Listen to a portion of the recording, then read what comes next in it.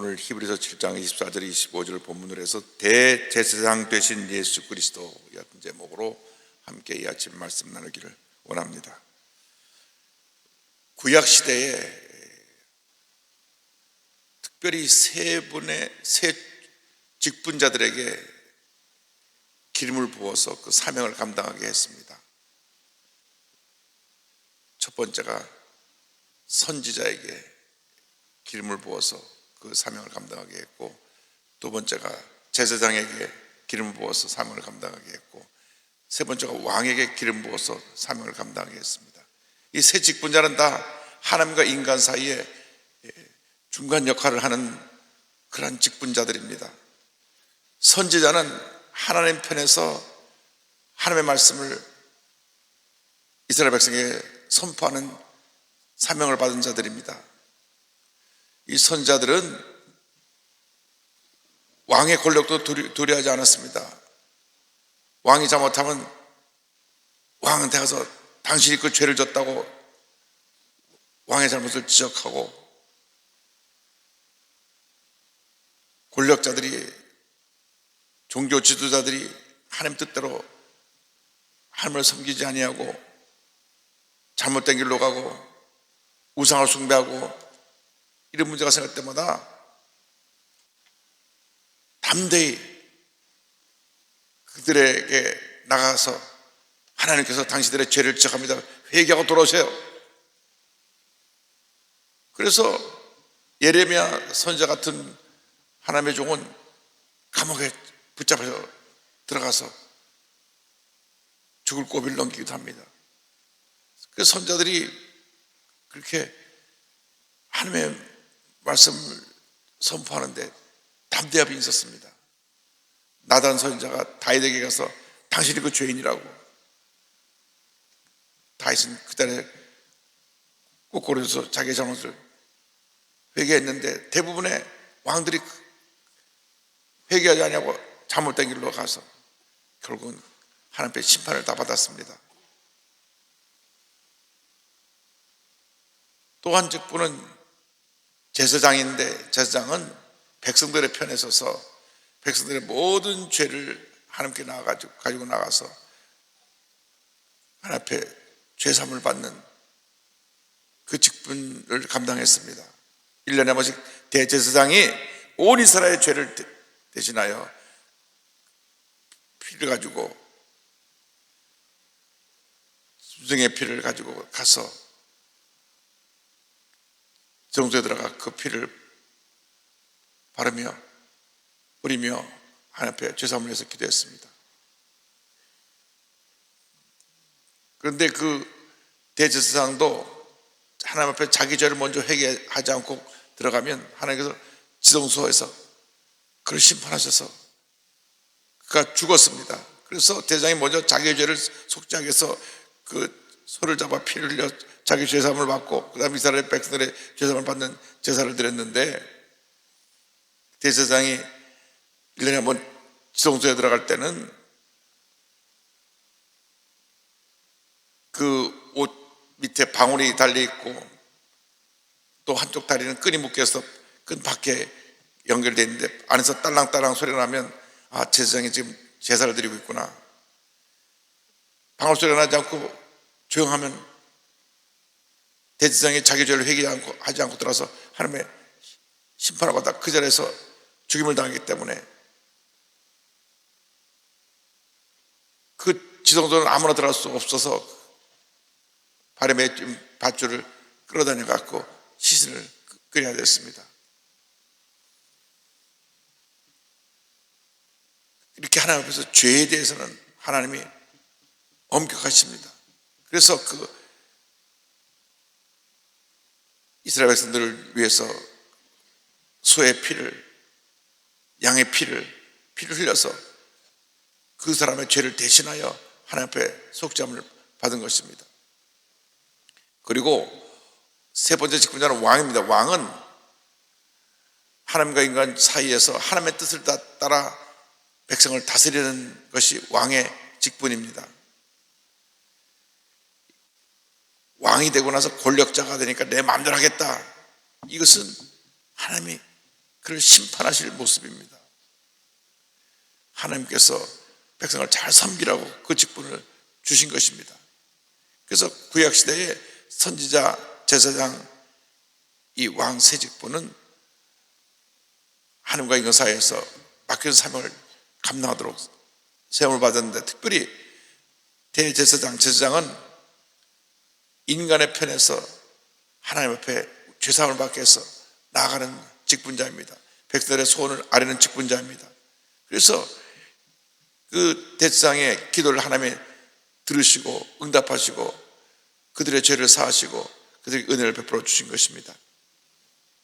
이 대제사장이 피를 가지고 나가서 제사를 드린 것은 장차 예수님이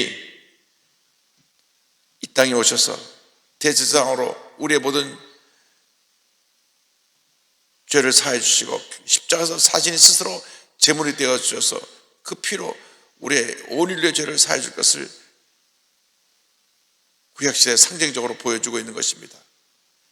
예수님이 이 땅에 오셨을 때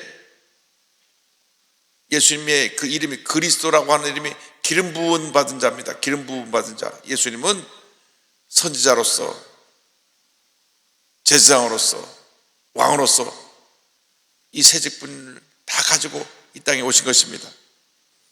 특별히 대제사장으로 오신 예수님은 우리 편에서 우리를 대신하여 중보하시고 우리 죄를 사하시고 하나님의 은혜를 베풀어 주시는 놀라운 사랑의 주님이신 것을 우리가 잊지 말아야 됩니다. 그래서 우리가 기도할 때 내 힘으로 내 기도를 하는 것이 아니라 주님의 도우심으로, 주님의 이름으로 주님 앞에 간구하면 주님이 우리의 대제사장이 되어주셔서 우리의 기도를 하늘 보좌에 상달시켜 주시는 것입니다. 신앙생활에 이 말씀보다 더 큰 축복이 없습니다. 말씀이 우리 삶의 전부입니다. 말씀이 내 삶의 유일한 나침판입니다. 요즘 지도가 없어도 핸드폰에 내비게이션 딱 가는 주소를 정해놓으면 그걸로 인도해 갑니다. 차가 막힐 때는 또 돌아가게 합니다. 그런데 사람들은 운전할 때는 그 팀에 펴놓고 그걸 보고 따라가면서 평생 동안 우리를 바른 길로 인도해주는 하나님의 말씀에 대해서 너무나 소홀히 하는 거예요. 운전할 때는 팀을 보면서 신앙생활 때 왜 말씀을 안 봅니까? 말씀을 보고 내가 하나님의 뜻대로 살아가야 되는데 말씀에 대해서 우리가 소홀히 하기 때문에 하나님의 큰 은혜와 축복을 받을 수가 없게 되는 것입니다. 여러분, 말씀은 생명입니다. 말씀은 축복입니다. 말씀은 은혜입니다. 말씀을 주야로 읽어야 됩니다. 읽고 묵상하고 필사도 하고 외우고 고백하고 그럼 반드시 좋은 일이 나게 되는 것입니다. 기도할 때도 말씀을 붙잡고 기도하면 말씀이 역사하는 것입니다. 여러분, 자동차 타서 운전하면서 그 내비게이션을 보면서 내가 운전할 때 이 내비게이션이 있어야 바른 길로 가는 것처럼 내가 인생의 인생길을 운전해 나갈 때 말씀이 나를 인도해야 되겠구나. 그래서 말씀의 중요성을 깨닫고 말씀을 지켜 행하는 여러분 모두가 되길 바랍니다. 저는 목회를 하면서 하나님의 때 일하신다는 것을 너무나 많이 경험했습니다.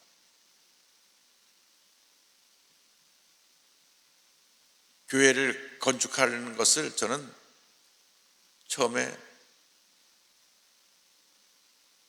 겁도 없이 한 1년이면 끝나는 줄 알았어요. 너무 쉽게 생각을 했어요. 왜냐? 제가 처음에 그 교회 건축한다고 그 페어스 카운티에 들어가서 우리나라로 말하면 영등포 구청 같은 데 가서 거기 건축 담당 책임자를 만났는데 그 책임자가 백용국 씨라고 하는 캐톨릭인데 한국계 미국인이에요.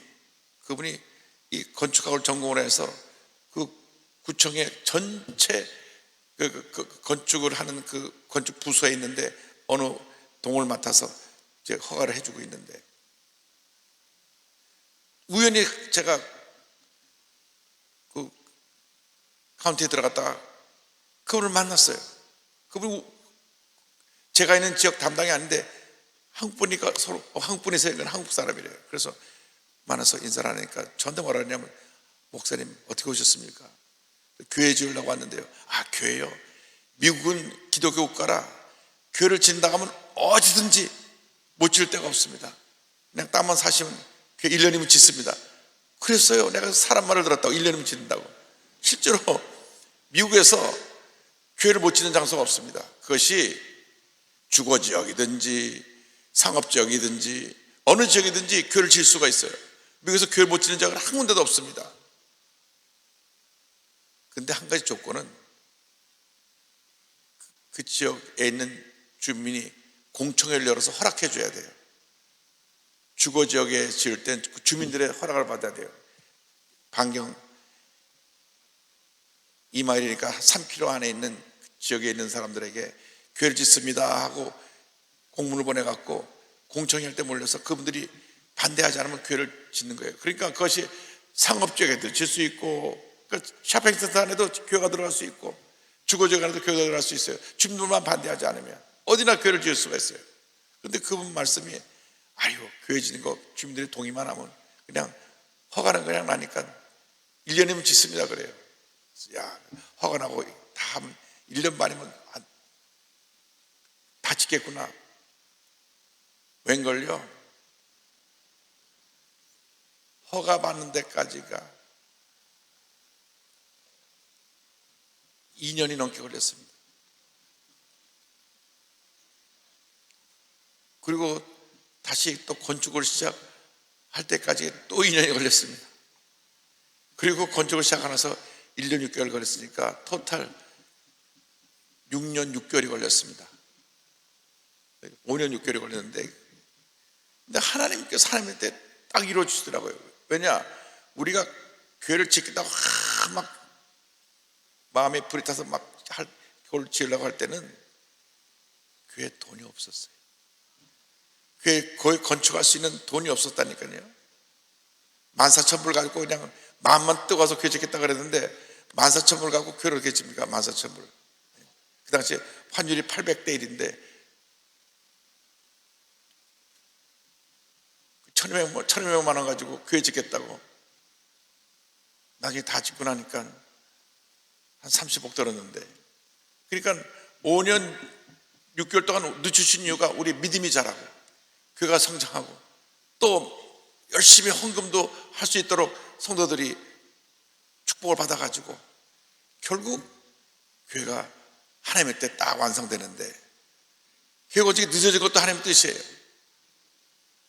보니까 무리하게 교회 짓다가 중간에 어려움 당하는 교회들도 있더라고요. 공사하다가 공사비를 못 갚아가고 중도한 교회도 있고. 근데 우리는 하나님이 믿음의 연단을 시켜서 기도하게 하시고 또 기도하게 하시고 또 기도하시고 5년 6개월 동안 기도하게 하시고 난 다음에 하나님한테 딱 교회를 지어주시는데,